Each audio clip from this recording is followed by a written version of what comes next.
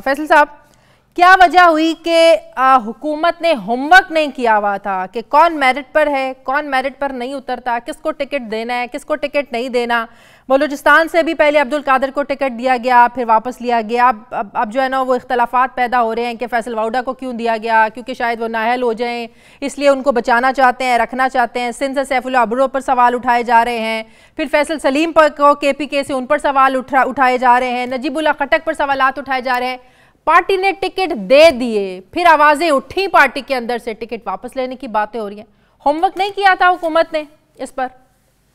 जी, क्या हाल है आपका? ठीक ठाक है, थैंक यू। पहली बात तो यह इतनी बड़ी पार्टी है, इतने ज्यादा कैंडिडेट्स हैं, पता है आपको, इतने ज्यादा लोगों ने पेपर फाइल किए हैं। और यही होता है, बहुत से लोग पेपर फाइल करते हैं, पार्लियामेंट्री बोर्ड बनता है, मामला डिस्कस हो रहे होते हैं, टिकट्स जाते हैं, रिजर्वेशंस होती हैं, बातचीत होती है, इसी तरह से आपकी फाइनल लिस्ट जो है वो जाके तैयार होती है। तभी तो स्केड्यूल जारी करता है इलेक्शन कमीशन। फिर ना हो नॉमिनेशन पेपर्स का दिन, फिर ना हो स्क्रूटनी का दिन, फिर ना हो टिकट देने का दिन, फिर ना हो बाकी चीजें। तो ये पूरा जो स्केड्यूल आता है, इसी के साथ पैरेलल कार्रवाई शुरू होती है।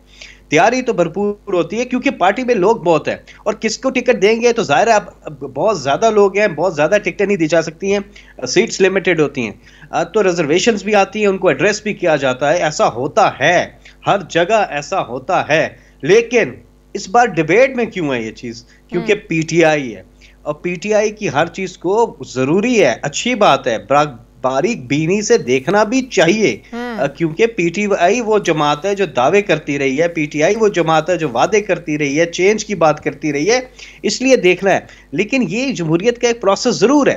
मिसाल के तौर पे बलोचिस्तान में दिया, वर्कर्स ने आवाज उठाई है, रिजर्वेशंस आई हैं, उनको देखा गया, पॉजिटिव चीज है। लेकिन पहले उसको भी डिफेंड किया गया, जब उनको टिकट्स मिली, सवालात उठे, जब तक वजीर आजम ने एक्शन नहीं लिया गया, सारे तर्जुमान आकर इसको डिफेंड कर रहे थे कि बड़ा जबरदस्त फैसला है, वजीर आजम का फैसला है। और जब वापस ले लिया, इसको डिफेंड कर रहे। बात यह है कि अगर कुछ गलत हुआ है तो लाजिम नहीं है कि हुकूमती तर्जुमान ने गलत चीज को भी डिफेंड करना है।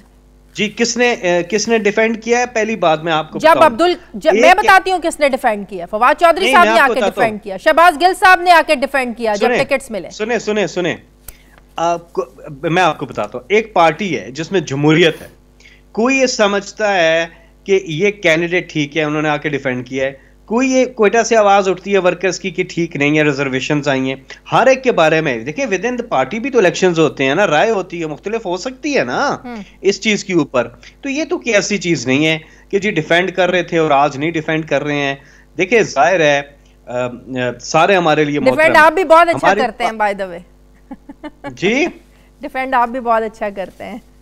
हमने क्या डिफेंड करना जी, हम तो जो बात होती है आपको बता देते हैं सारी, बाकी क्या है डिफेंड क्या करना। सही। अच्छा, अब सदारती रेफरेंस पर जो समाअत हो रही है सुप्रीम कोर्ट में, आप बड़ा क्लोजली उसको ऑब्जर्व भी कर रहे हैं। अब इंतज़ार है सुप्रीम कोर्ट के फैसले का। अगर तो ज़ाहिर है फैसला इसके खिलाफ आ जाता है, सुप्रीम कोर्ट की तरफ से रिजेक्शन आ जाती है, तो ज़ाहिर है वो सब जो आप लोगों का ऑर्डिनेंस है वो भी ज़ाहिर है अप्लाई नहीं होगा। तो आप नहीं समझते अब वो वीडियो भी जो सामने आ गई है, एक जो रास्ता खुला हुआ है, ये ऐसे ही चलेगा? अगर ओपन बैलेटिंग नहीं होगी, फिर जो है ना वो ब्रीफ केसों के मुंह खुलेंगे, पैसा चलेगा, लोगों को खरीदा जाएगा, फिर भी शफाफियत पर सवालात उठेंगे। जी जी जी हाँ, पहले तो बहुत ही कमाल आपने बात की है, क्योंकि एक इंटरेस्टिंग डिबेट चल रही है। आर्टिकल 226 कहता है all elections under the constitution will be held via secret ballot।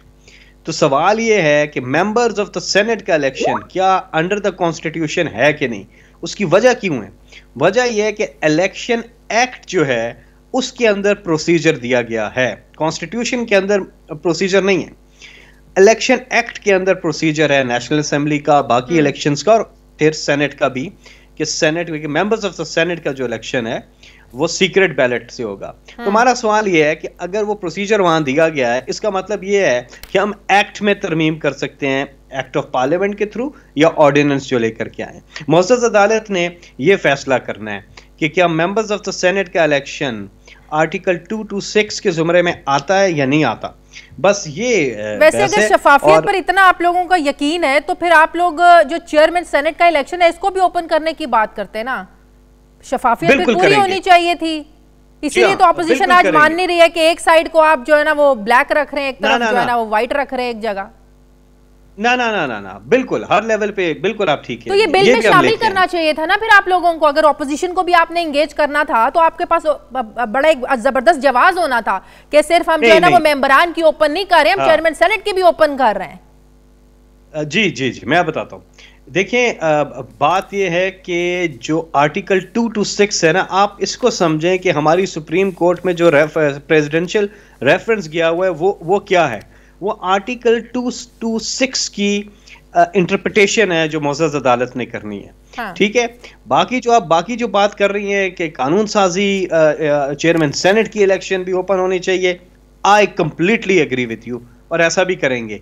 और आपको ये भी बताएं कि अगर ये हो जाता है ना, सुप्रीम कोर्ट का अगर समझती है सुप्रीम कोर्ट कि आर्टिकल 2 to 6 जो है वो आता है, इस मेंबर्स ऑफ द सेनेट के इलेक्शन भी उसी तहत है, अंडर द कॉन्स्टिट्यूशन है, तो फिर ये होगा कि ज़ाहिर है हमें 2/3 मेजॉरिटी की ज़रूरत है, कॉन्स्टिट्यूशनल अमेंडमेंट पे जाना पड़ेगा। हाँ। और ये कॉन्स्टिट्यूशनल अमेंडमेंट हम पहले भी लेकर के आए हैं, ये नेशनल असेंबली में काफ़ी अरसे से पड़ी हुई, लेकिन अपोजिशन इसको मुस्तरद करती रही और कहती रही कोई भी कौमी मफाद की लेजिस्लेशन हो ना, इस केस में करप्शन का खात्मा, तो वो कहते हैं कि हम आपको फैटफ पे भी बिल करते हैं, बाकियों पे। अगर इमरान खान साहब हमें नैब नहीं जनाब, आप चेयरमैन सेनेट का भी लेके आते हैं ना, आपको पता है ना उसमें कौन बेनिफिशियरी रहा है, किसके वोट पूरे थे और किसके कम पड़ गए, कितने लोग खड़े हुए, कितने वोट कम पड़ गए।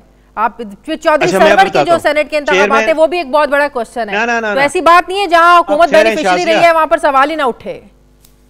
Shazia, correct your facts right, chairman senate का कोई इलेक्शन हुआ ही नहीं है।